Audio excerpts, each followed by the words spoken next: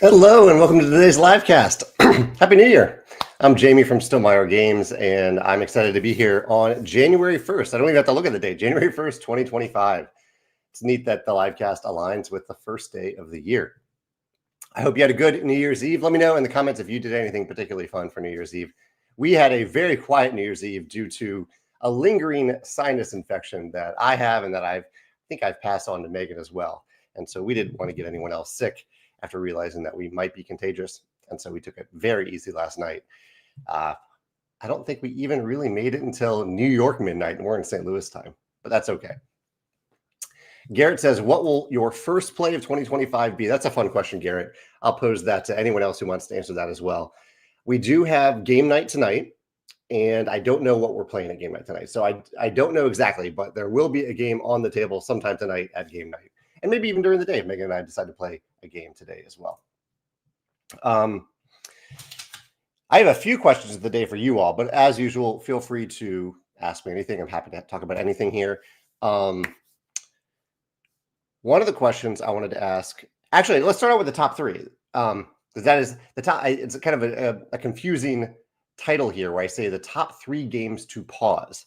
So this is me going back through older top 10 lists that I haven't really wanted to do a full top 10 list for, but I think might be an interesting topic to discuss a little bit. And so this is referring to games that are easy to stop and start, where you can, I'm sorry, I have like a little hair in my mouth or something. You can easily, at any point in the game, say, okay, we're just gonna put it on pause right now and come back to it later. And I think one of the key attributes of a game like this is that you don't have to, they don't often have as much long-term strategy, because when you revisit the game, you have to be like, okay, well, what was I planning to do here? What were the next 5 steps I was planning to do? That's hard to remember for these games. And so the top 3 games that I chose for this category of games that are easy to stop and start, and I really went back and forth, but a lot of the games on the list that I had, I'm looking at my other screen here where I have these games, they have that element of forward planning. And so when you return to the table, it's really tough to go back to a game like I have Fields of Arle, Ark Nova, Wingspan, Betrayal at House on the Hill, Dice Throne, Forgotten Waters, all games where you're probably thinking ahead to the future. Forgotten Waters, maybe I can see how there isn't that much forward planning, but there is story that you're trying to remember as you move forward in the game. So I ended up going with games that have very distinct points in the game where you actually stop and start. And those games that I picked were very similar games: The Crew, the Fellowship of the Ring trick-taking game, very new game, and The Gang, one of my favorite games of 2024. These are all games that have distinct, they're kind of like very, very short mini games or rounds that have no carryover to the next round. So it's very easy to stop between rounds, put that on the table as you go do other holiday stuff, for example, and then come back to it and get it back to the table without having to remember what you were planning to do before. So I'm curious if you have any games like that where you found that you can play a few turns, leave it on the table, go eat dinner, then come back and play a few more turns, and then go watch a movie and then come back and play a few more turns, if you were ever in circumstances where you need to stop and start in that way. Let's see. Steven says, with a 5-player game of Vantage. Vantage is my cooperative open world game that will be released in 2025 this year. Plays up to 6 players, but in a 5-player game, how many plays would it take to experience 75 to 80% of the world? That's a good question, Steven. So in any given game of Vantage, each player will likely see around, and this can vary vastly depending on what you decide to do, what's important to you in any game of Vantage, but I would say around 10 different locations. And so for you as an individual player with 800 different locations in the game, it would take quite a few plays. You know, that's 80 plays to see the whole world. But you might decide, okay, I want to be more adventurous. I want to focus on just moving to new locations over and over again, less stopping to do things on those locations. You might choose to do that. You also might be looking at this from a metric of, as a group, as 5 players, collectively, you know, 5 players might see 50 locations collectively in a 5-player game, but you can only see your own location. You can't see what other players see. And so what really matters is what you see, and what you see is around 10 locations per game. So for any individual player, it would take dozens and dozens of plays before you see 75 to 80% of the world. Oh, Jeff's going to learn Windmill Valley. Well, Jeff, maybe we can actually play that together at Equate of the West. I'm looking forward to playing that. That was on my list of games that I didn't get to play in 2024 that I wanted to, but I'm hoping to play it soon in 2025. I did just yesterday. Yesterday? Yeah, yesterday I filmed my video about my top 10 games of 2024. A list that I've been thinking about for a while. Fun list to put together. And it should air on this Sunday. Yeah. Steve said, what's your chocolate of the day today? He's on vacation, got to learn Trekking Through History. That's a great game. Chocolate of the day, Steve. Thank you for asking about that. What will be my chocolate of the day? You know, Megan recently got, I think from Whole Foods, got some of these. They're like ice cream cones, but it's just the tip of the cone, and it has the just like chocolate in the tip, that hard like bottom tip of an ice cream cone. So I think that might be that's on the lunch table right now for some lunch dessert. So that will probably be my chocolate of the day today. I've heard them called like, I can't remember what they're called. They have a few different brands that do this type of thing now. Champion Faction mentions that Charterstone is easy to stop and start. And you mentioned a great point here that I talked about games being on the table, but games being on an app and you pause in the game and coming back to it. That applies too, whether it's an app or on Board Game Arena. I think heavy Stop and Start games work for that too.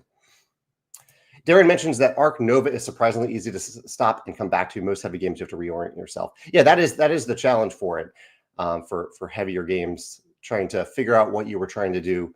Arc Nova, I guess, makes it a little bit easier because you can look at those cards that are in the 4 and 5 slot. You figure those are probably what you want to do next. And maybe you can set aside that animal or that card that you were planning to play in the near future. I see some other answers here too. Ryan mentioned 7 Continents. Helen mentioned Rolling Realms. Actually, yeah, Rolling Realms is a fairly easy game to pause. I agree with that. I would agree with that, Helen. Yeah. Aaron mentions Sleeping Gods here. Brass got to mention. Don't have to plan ahead as much. Chad mentions Azul, Cascadia, Cat in the Box as games that can be paused.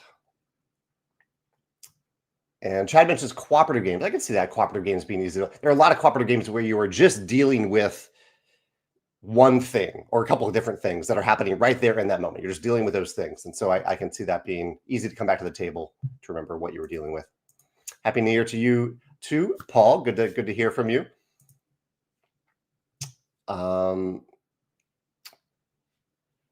Adam says that Shrinking Season 2 was amazing. I agree. I really loved Shrinking Season 2. Skeleton Crew is delightful so far. Severance comes back soon. We still haven't started Skeleton Crew. I'm looking forward to getting into that soon. We are listening. Our lunch show right now is Based on a True Story, Season 2. And our dinner show, we've actually just been watching movies the last few nights. We watched The Idea of You. We watched Juror Number 2. Both really good movies for entertainment and discussion. And we watched Elf on the day before that. I'm looking forward to Severance coming back. Skeleton Crew, we'll just have to get to that in the near future. And any other recommendations? Adam, let's see. Recommendations for good TV. You know, I just posted my top list of favorite TV shows from the last year the other day. So let's look at what I picked. So my favorite shows that debuted in 2024 that I really, really loved. There are lots of like older shows, new seasons of existing shows, but the shows that I mentioned on the top 10 for new of 2024 were X-Men 97, Fallout, A Man on the Inside, Mr. and Mrs. Smith, Death and Other Details, Shogun, Dark Matter, The Perfect Couple, Nobody Wants This, and The English Teacher. Those are my top 10, in no particular order, top 10 favorite shows that debuted in 2024 that I really enjoyed and would recommend.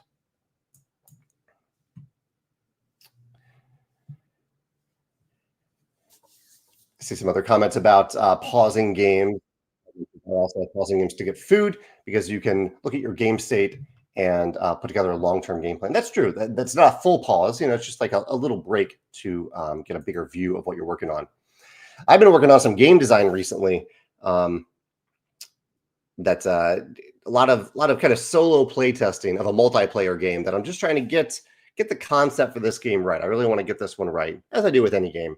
But I have a lot of time to get this one right, and so I'm going through multiple versions, completely different things that this game could be, which is kind of exciting to work through those different versions, but also a little daunting because I get to a certain point in the design where I'm like, okay, this is good, but this isn't great, or I don't think this has the potential to be great or special. So then I have to pretty much start over from scratch and try a different version. So going through that process right now in game design. Recent videos, my video from this past Sunday was about my favorite mechanisms of 2024. So not my favorite games of 2024, although some games that will be on my top 10 list were on this video. But if you like just thinking about mechanisms in games, like clever mechanisms in games, this past Sunday I talked about those types of mechanisms that really inspired me in 2024. That's on our YouTube channel. And I also wrote about the concept of your Achilles heel. This was a different way of looking at New Year's resolutions in a way. Instead of looking at a specific thing that you want to do differently this year, that you want to add this year, looking at your Achilles heel, the thing, a big weakness that impacts you and impacts the people around you, and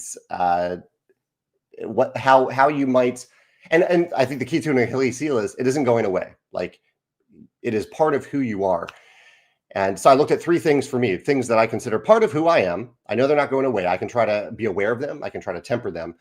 But also I can do other things to bolster the people in my life, the other things around those Achilles heels, to prevent them from being my downfall, basically, or prevent them from being the downfall of Stonemaier Games. So that was an interesting introspective way to look at New Year's resolutions. And I'm curious if any of you have any Achilles heels, if you're comfortable sharing that,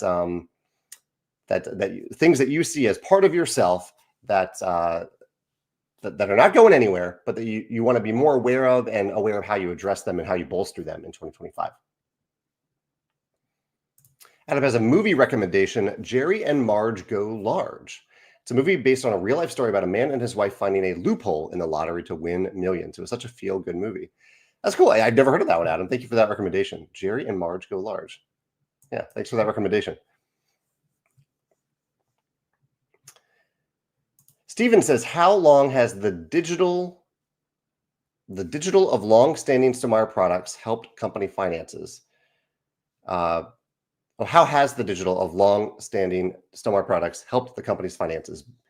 What is the biggest hit? Well, for most of our digital games, we just license them to an outside developer. And so we are making a royalty on sales. We are not investing in them. So we don't, I'd say the only digital product I think that we've taken a hit on is the Stonemaier Scores app, because it's a free app. We didn't intend to make money off of it. And so it did require an investment from us, and we don't make any revenue from it. But that's a way that we try to serve you, that you can keep all your scores that you can score and keep a leaderboard on that Stonemaier Scores app. But everything else is, it's nice to get a little bit of money from digital games. The income that we earn varies. Wingspan is definitely the Wingspan Digital. Definitely, we earn the most from that, and then we get a nice little royalty from Scythe and Charterstone and Viticulture and other games like that, and from Board Game Arena, we get a nice little boost from them as well. It's a very small drop in the bucket overall, but it's nice to get that little boost every quarter usually. Ian says, will Wormspan appear on Nintendo Switch? Love Wingspan on Switch. So we are hoping that Wormspan will have digital versions from Monster Couch in the future as well, similar to Wingspan. But as you can tell, that they put a lot of work into Wingspan, and and they haven't released Wingspan Asia yet, and we threw a whole other game at them. So it'll be a little while before Wormspan shows up, I think.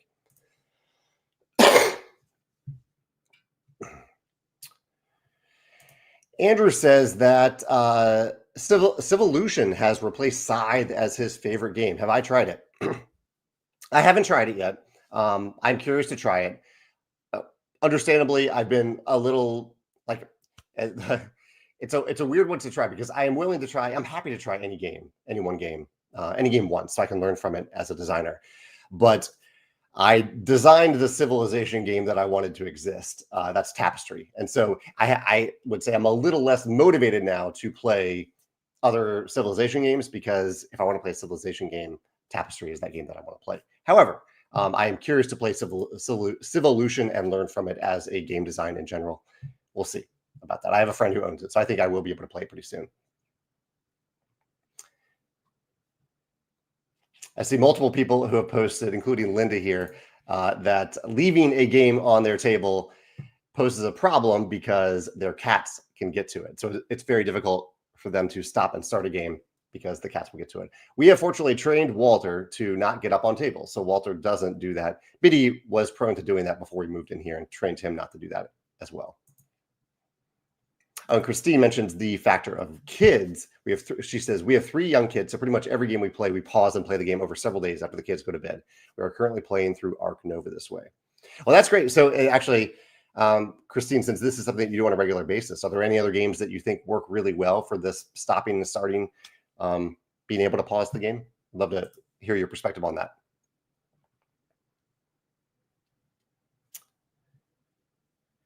In terms of my question about Achilles heel, American Bald Guy says, I'm very good at procrastinating. So far this year, I've already checked 3 things off the list. That's awesome.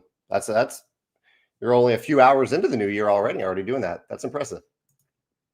Ryan says, as I have been reading through a couple rulebooks this holiday season, is there a rulebook that stands out as one that is difficult? Is there a rulebook that is funny?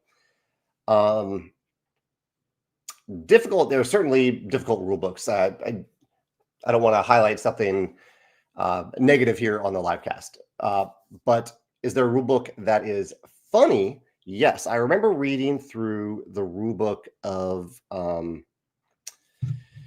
Dungeon Pets. I think has a fun sense of humor to it. There's definitely another one that I'm forgetting. Maybe someone else in the comments can think of other rulebooks that are funny to read through. But I remember Dungeon Pets having just a kind of a zany sense of humor to the rulebook. Helen says, Helen mentioned Rolling Realms a second ago was a good game to pause. And Rolling Right, you're right. Rolling Rights are fairly easy to pause since you don't know what's coming up next. And it's rare that you're really planning for what's coming up next. You're just dealing with it when it happens. Chris mentioned Spots. Well, I could definitely see Spots being one like that as well. American Ball Guy says, how much do you use math and spreadsheets in your game design process? A fair amount. I would say math a little bit more than spreadsheets, although I'm starting to use spreadsheets a little bit more because they are easier to import into InDesign. If I have a bunch of cards in the game, instead of designing them only in InDesign, I'm discovering late in my design journey that it's easier to put them in like a Google Sheet or spreadsheet and then import them into all the cards in InDesign. So I use it for that. As for math, it's more about, for me, it's more about figuring out if I have a game that has like victory points and 5 different resources and then money, figuring out in general how many victory points equals how many, like 1 coin, and how many resources each equate to 1 coin, and making sure that that balance is maintained throughout the game. I sometimes put that in the spreadsheet. Sometimes I don't. Sometimes I just know the comparative values there of those different aspects of the game. I would say it's almost impossible to, unless you have a game that is purely just kind of converting one thing to another without any broader asymmetry between different cards or different player abilities. It's difficult to completely objectively do that. There's also subjective nature, I found, to how players value different cards and the timing of when those cards are useful. That you need a little bit, you need more than math. You need playtesting and intuition as well. But the math does help, I found. Greg mentions the Clank Legacy rulebooks. I love that, Greg. Yeah, Clank Legacy has I found it had a great, fun sense of humor to it as well. And Brayfunk mentions Dungeon Lords, which is also by the same designer as Dungeon Pets. Ryan mentions the Cat in the Box rulebook. I can't remember the humor in that one, but it does. I can see that having a good sense of humor. Charles mentions his Achilles heel question. He said, even when being productive, working on something I want to work on instead of something I need to work on, making sequential lists and sticking to it have helped overcome recently. That's interesting, Charles. I make a lot of lists myself, but on a daily basis, I really make them sequential. I kind of just work through them and jump around between those tasks. So it's interesting that sequential lists are working out for you. I appreciate you sharing that.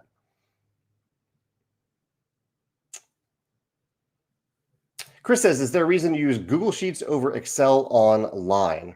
I do use Excel quite a bit for certain things, but I use Google Sheets primarily because, and actually it could work for Excel online too, but I think I've kind of gotten used to using Google Sheets as a document to share with coworkers or other people who are working on the same project. I know I could do the same thing with Excel Online, but I've just kind of gotten used to doing that with Google Sheets. So not a really good reason other than I've been doing it for a while. Joshua likes the comment in the Feast for Odin rules about the queen politely declining the sale of her crown. That's clever. What else is going on? Some games that we played over the holiday week. So Megan's parents were in town. We spent a lot of time with them and Megan's sister-in-law's mother and her sister-in-law and her brother. And so we played games that could generally scale up to 6 or 7 players if possible. Some of the games that we played were Ito, Flip 7, The Gang, and Caution Signs. And I would say all of them went over pretty well. There was one person who wasn't too excited about the drawing in Caution Signs, but overall, all those games I thought were easy to teach, easy to get to the table, easy to play for like the right amount of time until we were done playing them to move on to good food or whatever else we had to do next. We also played disc golf, and we went to Chicken and Pickle to play some pickleball. I think I might have mentioned that last week on last Friday's livecast. Jordan mentions the Galaxy Trucker rulebook as well. I've heard that one's funny, but I haven't actually read that rulebook. American Ball Guy says, do you use ChatGPT or other LLMs for anything? Nope, I don't use generative AI for anything. I'm not interested in it, and I've never even opened ChatGPT.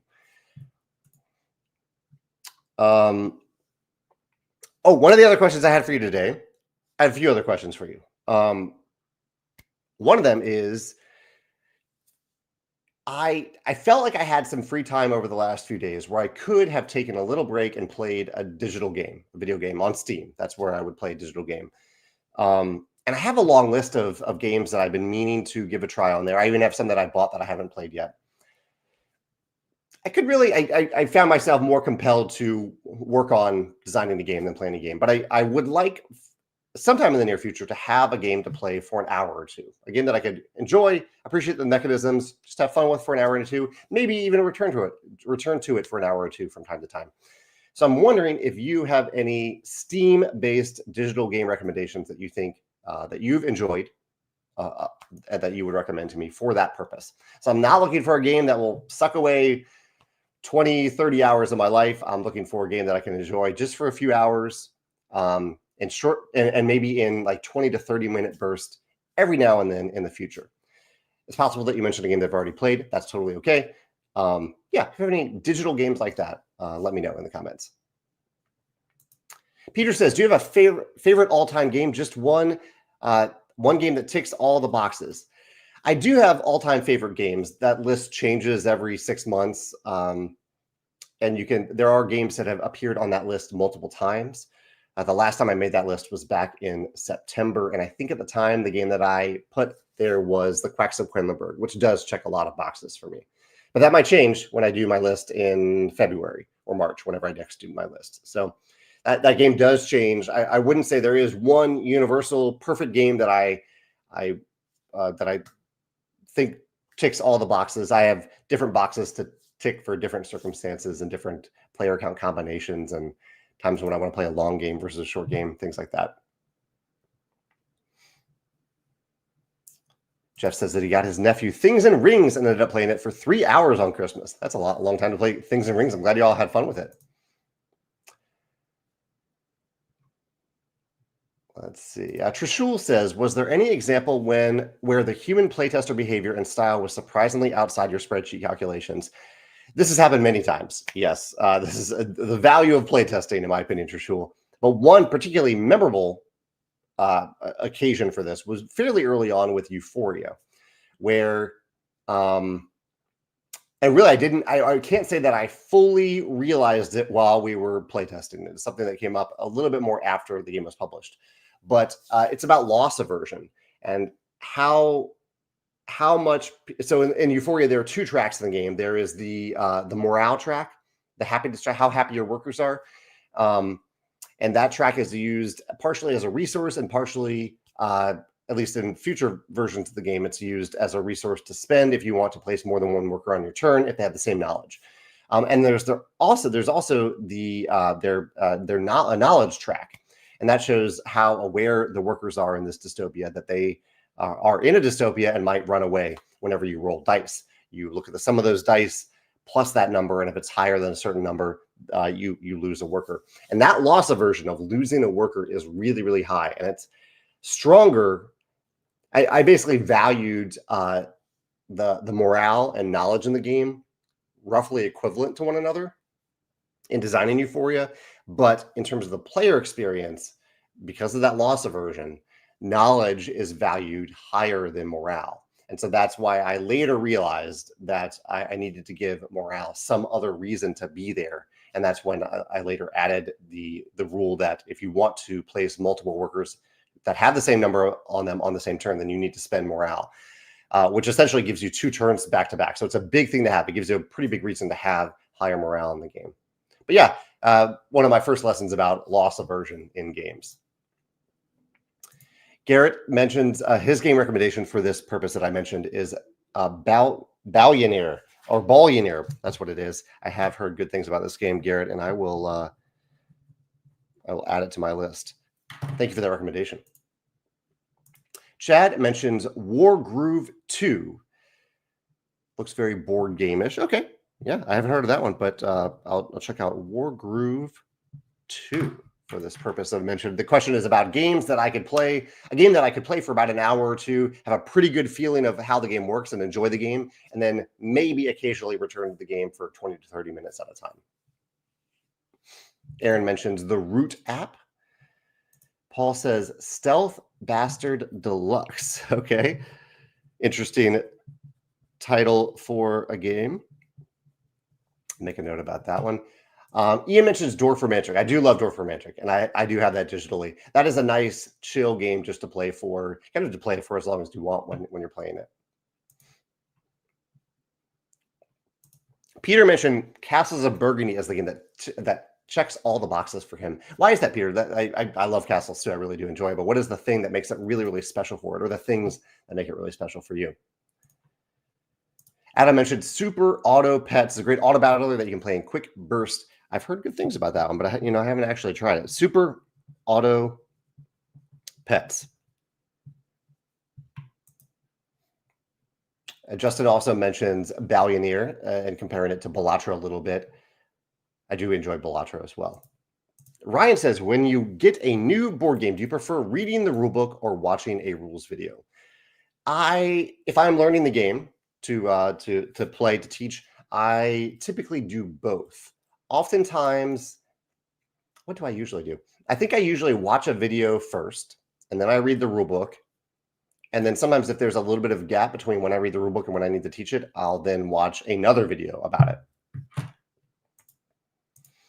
Mario says, aside from Vantage, are you planning any new IP for 2024? I think maybe you mean 2025.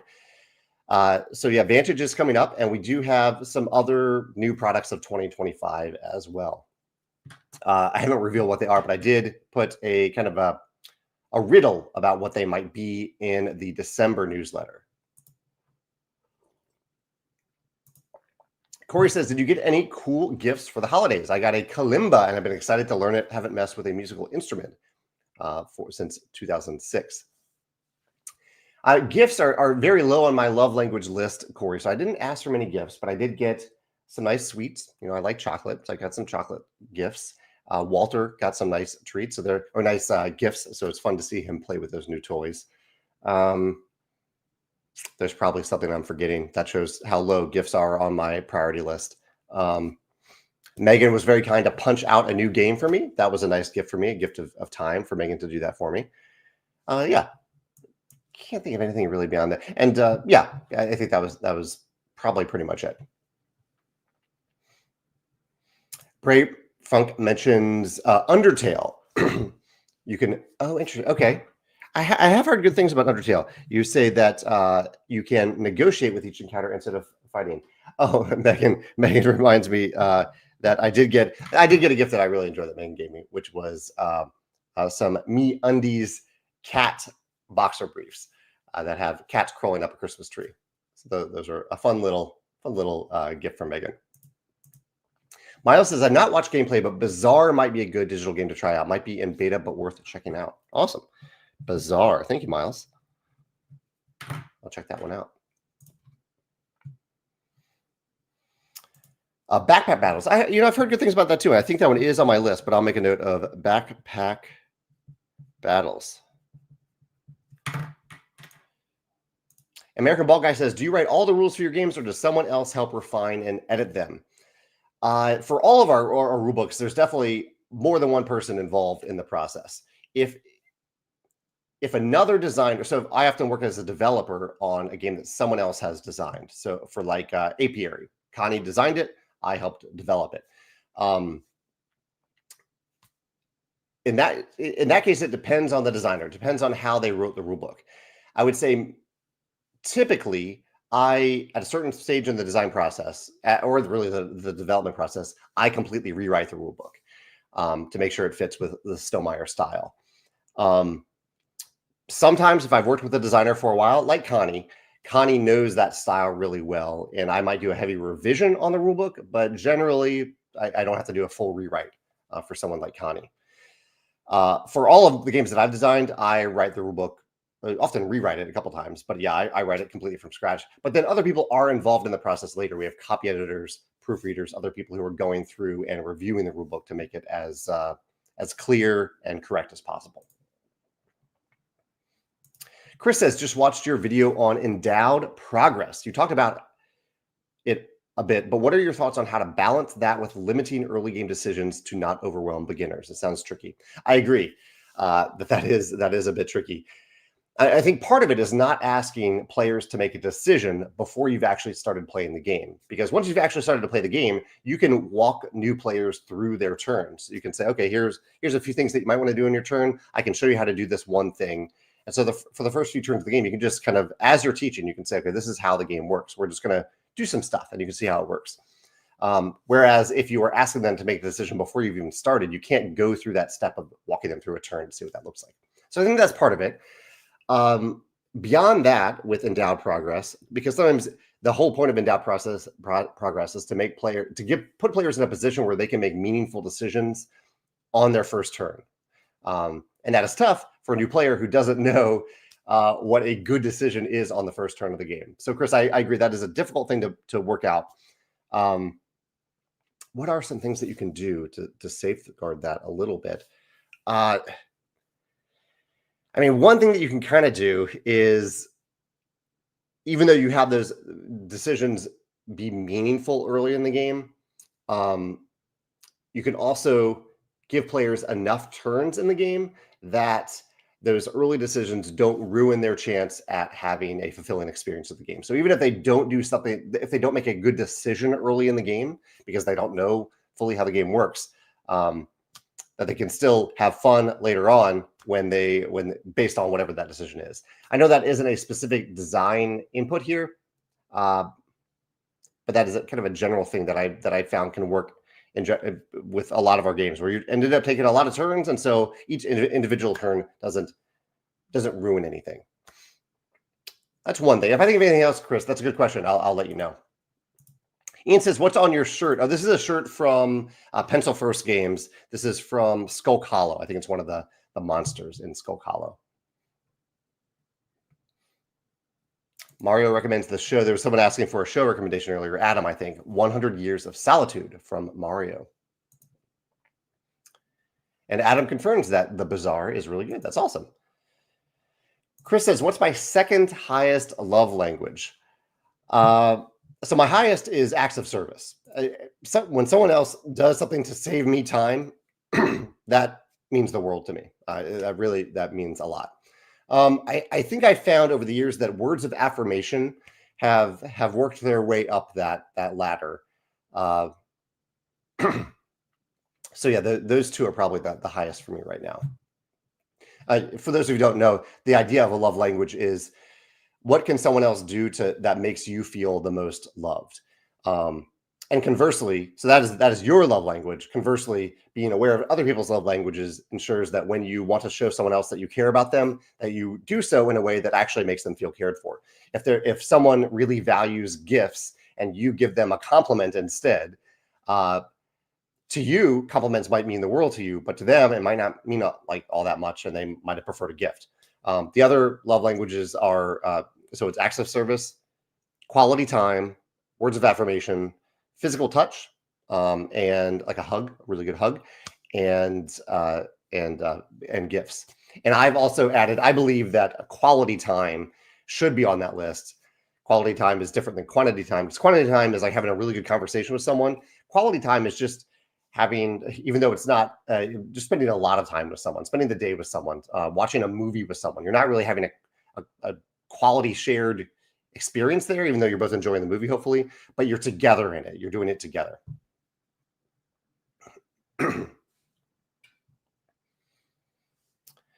Nicholas says he just received his copy of The Rise of Fenris. That's awesome, Nicholas. I want to immerse my group into the world of Scythe, so I was wondering if there's a story outside of the campaign booklet itself that I can start reading. So there's definitely, actually, there's quite a bit of backstory at the beginning of the book that you can optionally read through before starting the campaign. So even at the beginning of that book in The Rise of Fenris, there is, I think, around 6 pages written by Ryan that you can read before doing anything mechanical for the campaign. So I would recommend reading that. That can give you a lot of context for the game. Beyond that, there is some content on our website about Scythe that you can read that goes through that history. And also, usually in each of the rulebooks for the game, there's a little bit of story at the beginning of the rulebook for Scythe and each of the other expansions. Ryan Davis says, have I seen the trailer for the new Superman movie? You know, Ryan, I don't usually watch trailers of movies that I know I'm going to see, but I was really curious to see what tone James Gunn took for the new DC universe.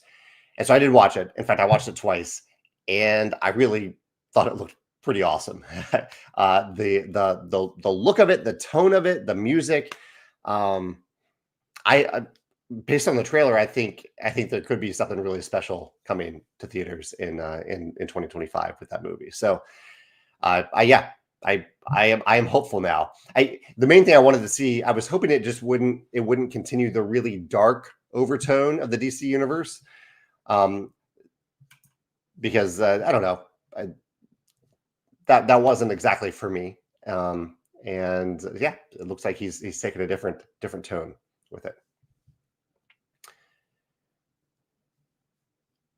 Let's see.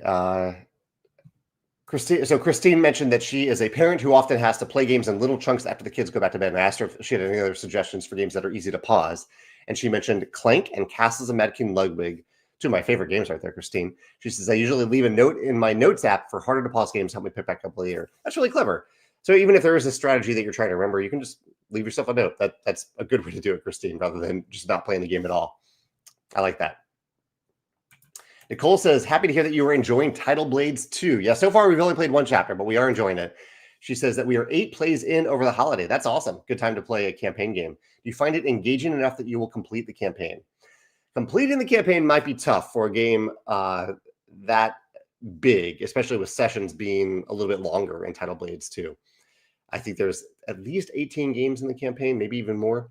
So I don't know if we'll play through the entire campaign, but I think what I'll likely do is jump around to some scenarios that I think are kind of thematically interesting and try to play those scenarios. So if you encounter any scenarios, Nicole, I'd love to hear about this from you. If you encounter any scenarios that you particularly enjoy, that you think are really stand out as being different in this tactical combat format, let me know, and I'd love to try those specific chapters or scenarios. Brave Funk says a family fun center is opened in this town with mostly arcade games, but they want to add board games. I might be curating this collection. That's pretty cool. What Stonemaier and non-Stonemaier games would you add? Well, so I mentioned some games recently that we played over the holidays that I thought went over well for like quick to teach, to easy to get to the table games that you can play for a few minutes and stop if you want, or just keep playing. The games that I mentioned were Ito, Flip 7, The Gang, and Caution Signs. Those are all non-Stonemaier games that I think would work well. Some Stonemaier games that I think work well for that kind of lighter, shorter, easier to teach category would be Rolling Realms. Between Two Cities, I think works well for that format. Libertalia, definitely a little bit longer, a little bit heavier, but I think that does work well too.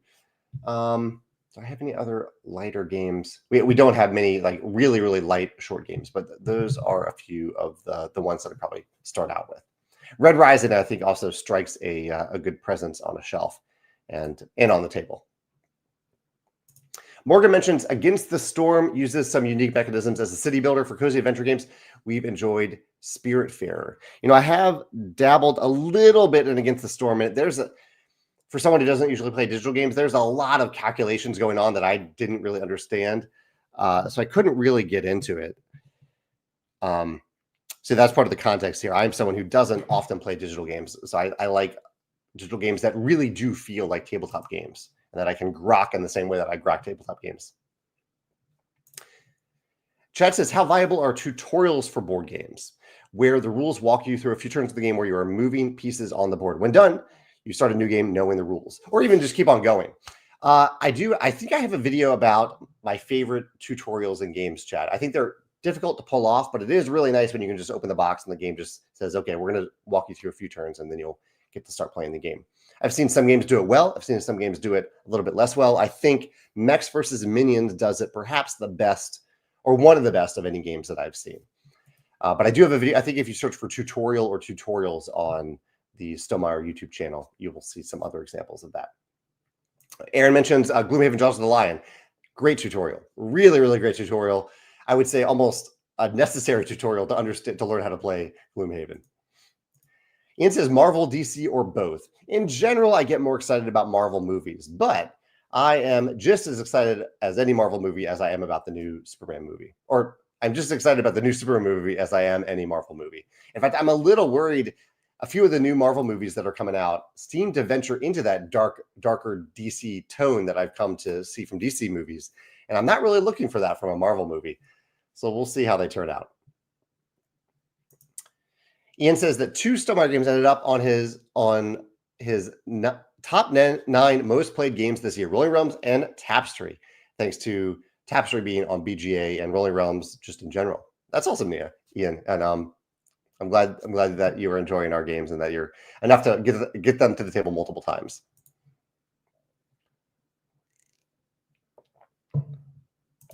Julio says, has Stonemaier Games ever looked into selling vinyl stickers?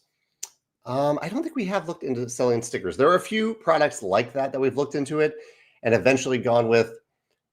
We're not exactly sure what this adds to a lot of people, but I do know that some people get into very specific things like this. It's why we made the enamel pins for Wormspan, a product that definitely is not for me, but some people do get really excited about them and having those beautiful enamel pins. So maybe this is something for us to look into in the future, Julio.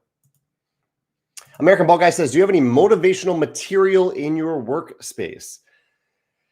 Not really. My main motivational material, I wouldn't even call it motivational, but I have lots of little images of my late cat Biddy on my desk, including various cards from games. Here's oh yeah, I have a lot of little things from Biddy on my desk. I have his card from Expeditions. I have his card with Walter as well from Tapestry. I have some little photos of him. I have a little paw print that was taken on his death day. So yeah, a lot. I wouldn't say motivational, but sentimental items on my desk. Random Dude 2001 says, which few mechanisms do you like in board games if you were to choose 3? So oftentimes my answers to these questions are, I have a video about it. And I do have a video about this, my top 10 favorite mechanisms of all time, or I might have done top 12. I think I did top 12.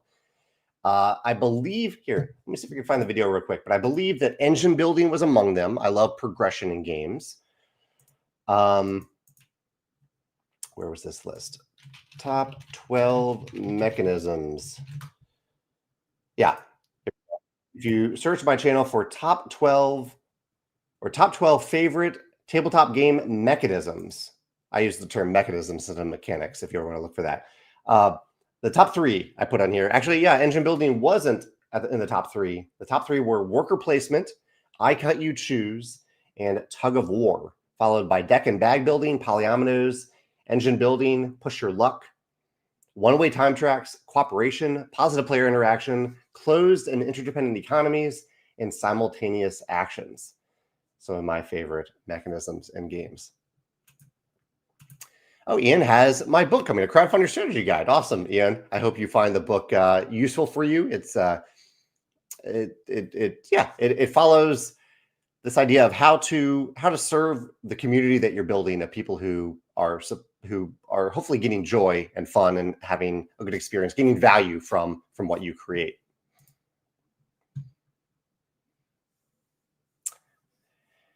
American Ball Guy says, do I do to-do lists? I do. Yeah, I have actually two big to-do list methods. I have a sticky note every day of the things that I want to do that day. I can't show it here because it probably has some spoilers on it, but I have a sticky note on my desk. And then I have a big master checklist, project management style checklist that I have for all of our in-progress products that I visit at the very least once a week, but oftentimes more than that. Mega Blue, oh, this is Jeff. Jeff says, how long is too long for you in sitting through a rules teach? I can sit through a longer rules teach, but I don't prefer it. My preferred way to learn a game is to have a few core concepts and then start taking turns, even if it means that the person teaching the game helps me take my first turn for me. I really like to learn in action. That's how I think I best teach games, and that's how I best learn games. I'm actually doing the things that I need to do to actually play the game. So, yeah, that is my preferred way to learn a game. If a teach goes over 10 minutes, then I'm definitely going to start to forget some of those rules when we actually have to apply them in the game. Mark says, is there news about the next Stonemaier title coming to BGA?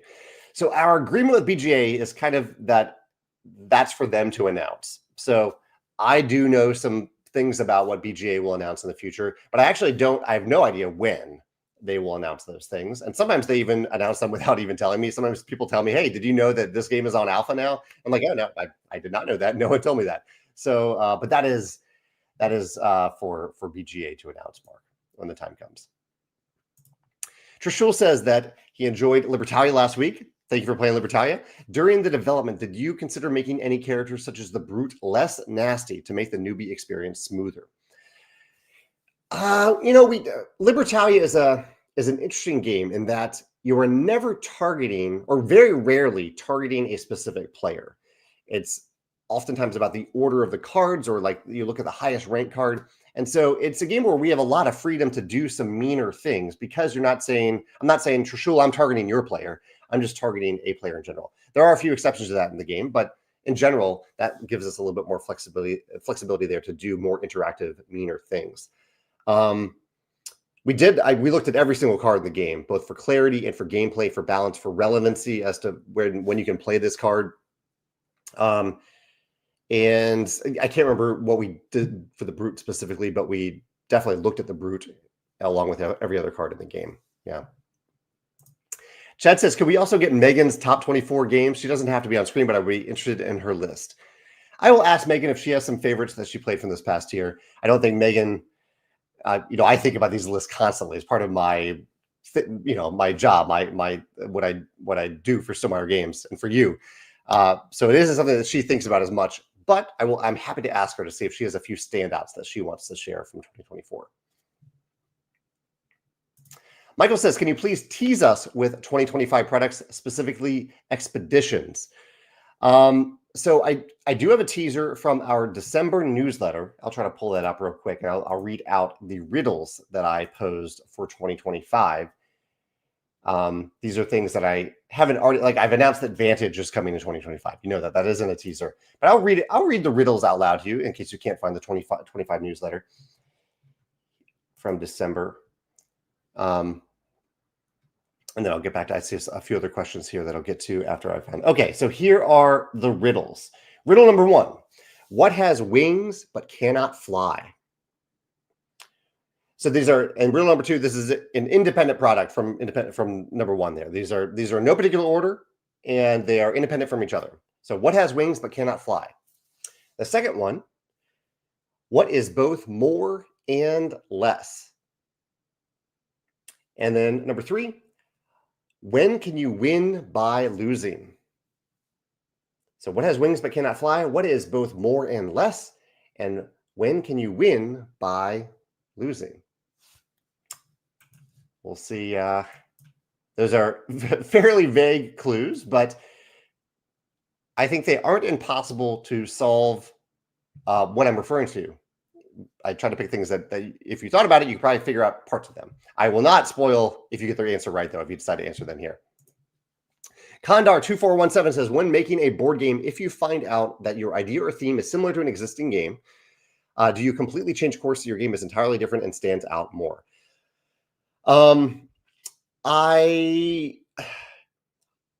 For every single game that we make, I try to make it something that is unique and innovative compared to other things that already exist that are thematically or mechanically similar. So that is always the goal. And yes, I'm always researching what other games are out there and trying to make the game unique compared to those games. Because I think the question that I always ask myself is, would I rather play this other game that already exists, that has this other theme or this other mechanism, or would I want to play this game that I'm making? And if the answer is yes, then sometimes that's not a bad thing. That's, okay, I'll play this other game that exists instead. And sometimes that can also be motivation for me to say, okay, I need to work better to make this other game unique and either not necessarily better than the other game that exists, but different, stand out more, like you said, stand out more from that game that already exists so that it does belong on the shelf next to it at the very least. Yeah.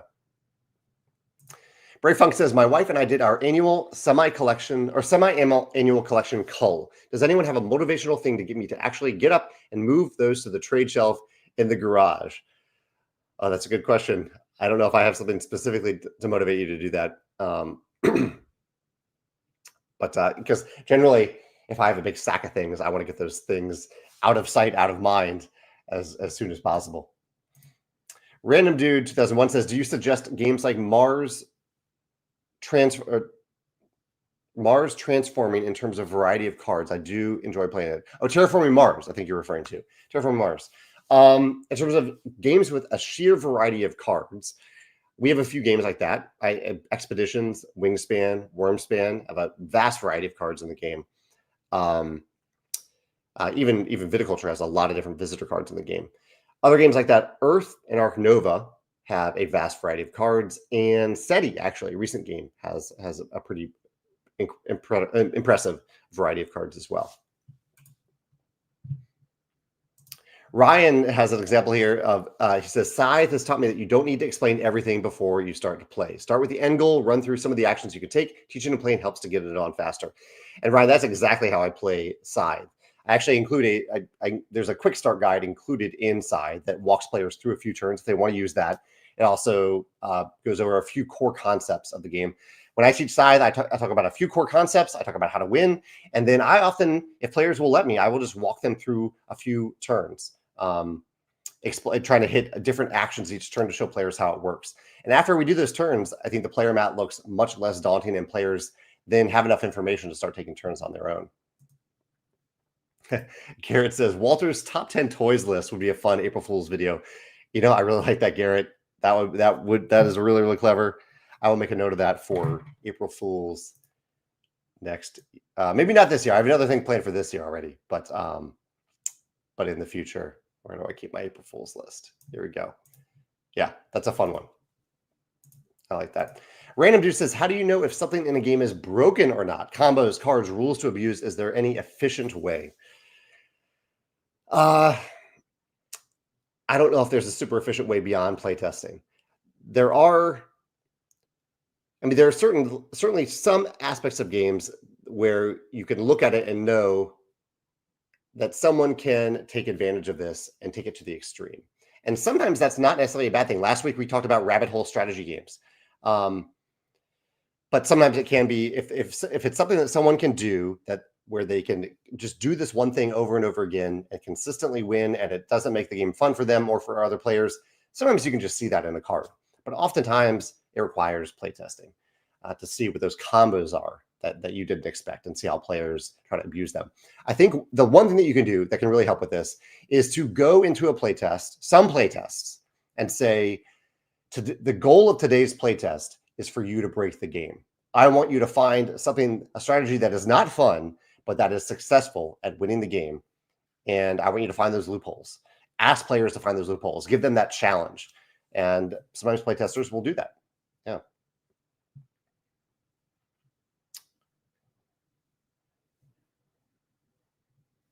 Chad says, what public domain themes do you feel need a board game adaptation? I don't. It isn't often that I look at the public domain themes to see what needs board game adaptation. So I don't know, Chad. That's a fun question. Do you have some in mind? Some public domain themes that you're wondering if people are excited about?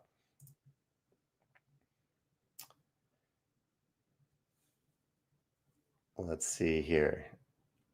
Chris says that he taught Wingspan with the Asia expansion over the holidays to friends and they liked it. Thank you for teaching them, Chris. I really appreciate that. Ian says, when did you last play Magic the Gathering? His daughter's getting into One Piece. Any advice? I don't know anything about One Piece. I last played Magic a couple months ago. We played a draft of Bloomborough and had fun with it. And then I'm really curious about the new set that they're working on that has a racing theme to it. So I'm curious about that one. So I probably will end up doing a draft of that set when it comes out. Oh, Linda mentioned another one, Forest Shuffle. A lot of cards in that one. Definitely to answer the question about games with a lot of cards. Great answer there, Linda. I really like that one. And I see some people thanking me for the chat. Thank you for joining the chat. I really appreciate that. Mark says, how do I feel about the Survivor finale? This was a few weeks ago. I loved it. I thought I'm glad who won. I think sometimes I watch and I wonder if the person who won deserved to win. But this year I felt like they deserved to win. So don't want to spoil anything, but I really enjoyed it, Mark. And I hope you did too. Stace of Spades says, Happy New Year to you as well. Any predictions on how technology may influence board games in the coming years, perhaps like digital boards? I don't think, I think one of the keys with board games, with tabletop games, is that for the most part, I think people want to turn off their screens. I think it's an escape from a screen rather than an invitation for more screens or new uses of screens. So I don't think we'll see a ton of technological integrations with tabletop games for that reason. I think more of the technology will come from what can we make? What else can we make? What can we manufacture? And we can already see that there are so many different types of components that you can make for games that are pretty incredible. And I think we'll continue to see, I don't have anything particular in mind, but I think we'll continue to see innovations in terms of what we can manufacture at scale that bring tactile joy to the tabletop. Random Dude says, do you think 3D printing becoming more accessible makes board games better or will have more variety? I don't. I think it's so. I'm stumbling over this a little bit because I think 3D printing would have to be available at such a incredible scale, like a 3D printer in every house, for board games for it to really have an impact on board games, a huge impact, a wide scale impact. I think there is and will continue to be a niche impact on board games where people can print. A few people will be able to print and can print their own custom inserts, their own custom pieces for games. But I think it's such a tiny fraction of the number of people who are willing to put that time and effort into it that I don't see it having until it's something that's in all of our houses, like a microwave, or a fridge. I don't see it having a wide scale impact. Ian says, any advice on getting into trading card games like Magic the Gathering? My number one advice for getting into a trading card game is realizing that you can shape the game how you want to shape it. You don't have to buy everything. You don't have to play competitively. You can play the game exactly how you want to play it. And so I would treat it almost like you treat any other tabletop game. Buy the stuff that you want for the game, for the experience that you want from that game. And that's it. That it doesn't have to be any more than that. I think you'll hear a lot of people caution you about games like Magic the Gathering where they talk about it being a cash sink or a money sink, but it doesn't have to be that. It can just be a game that you buy and play every now and then with friends. So yeah, find the sweet spot for you and let that be the way that you play.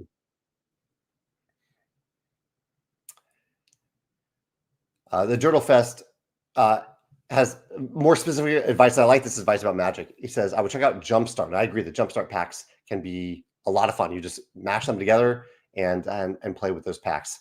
And I agree. I've had a lot of fun doing that with the Jumpstart packs. Haley says that they just played Wormspan for the first time. And while Wingspan is their most played game so far, Wormspan is a great twist on the format. Thank you. I'm glad. Thanks for giving Wormspan a try. Looks like Chris, speaking of 3D inserts and 3D printing, he just kicked off a 3D insert that he purchased on Colts 3D for Merchants of the Dark Road. That's awesome, Chris. I hope it does a good job at organizing the game for you. Aaron mentions a really neat technology that CGE has called Rewood. And yeah, I'm kind of hoping in the future that CGE is willing to share that technology with others, but I do understand that they put a lot of time and effort into it and that they might just keep it as a proprietary resource that they have at their disposal.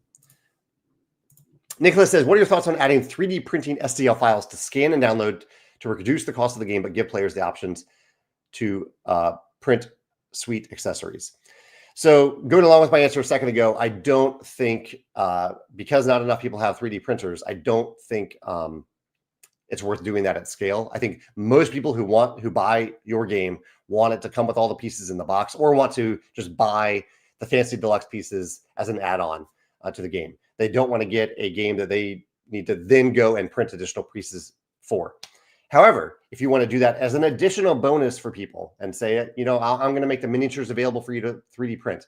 And so you can have extras of them. You can do that. But going through the logistics of having like a version of the game that doesn't have the miniatures for those who want to 3D print them, and then another version of the game that does have the miniatures, I think that creates complications. Now, if it is a game where you have a standee version of the game, and that is the standard version of the game, and then separately you also sell either a miniatures versions of the game or just the miniatures on their own, and you also let people 3D print those miniatures, that might be a viable path if people are generally really happy with the standees, because most people are just going to go with whatever the standard version of the game is. Or on crowdfunding, they're going to go with a more deluxe version of the game. So you see the opposite effect there. It's a puzzle to solve, and I don't know if most people want to deal with the complications that arise from it. But as an added bonus, just as a fun bonus, I think that is completely fine. Bruno says, if I would create a custom faction for Scythe, what advice would you have? I'm very interested in the faction design process and structure. The main thing I'd recommend is playtest it. Whatever the ideas that you have are for it. The key isn't really the ideas, but it's actually playtesting those ideas and seeing if they work.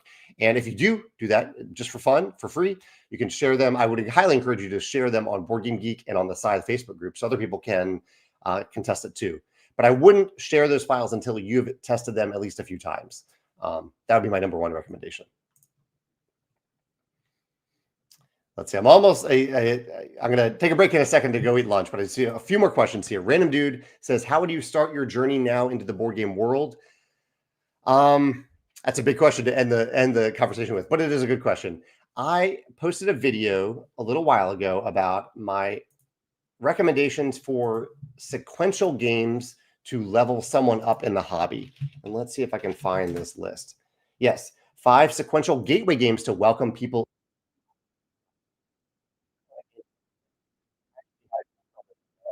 for games too. But my recommendations were to start with Mysterium Park, then go to Ink and Gold, then go to Patchwork, then go to the Star Wars deck building game, and then go to Wingspan. The goal being to kind of to level up in terms of mechanisms each time, mechanisms and level of difficulty each time. And Stasis Space says, is there any chance we can see more Jakob Brzezowski's World and Stonemaier Games aside from future expansions, i.e. another new game in that universe? I appreciate you asking about that, Stace. I think it is... I am working on something else. I'm working on the Expeditions expansion, I think it's unlikely that we will create a whole nother new line of games like Scythe or like Expeditions in the 1920 plus world. But I wouldn't say it's impossible, because I did not think I was going to do Expeditions, and then I did. So you never know, but I don't have anything in the works at the very least. I can say that. I do see some other comments about 3D printing. Those comments will still be available on the YouTube version of this video. And I think I've covered everything. Next week, I didn't mean to say, I should have said this earlier, but next week is a big announcement. Next Wednesday will be our big newsletter day. Big announcement coming next Wednesday. So feel free to tune in or check your inbox next Wednesday, January 8th, for a major announcement from Stonemaier Games. Yeah, I think we covered pretty much everything today. Thank you for joining me for these wonderful questions, these answers, your thoughts, your recommendations. I always enjoy these chats. And have a good New Year's Day. If you have a day off, have a great day. Play some games. And I will see you next week. Take care. Bye.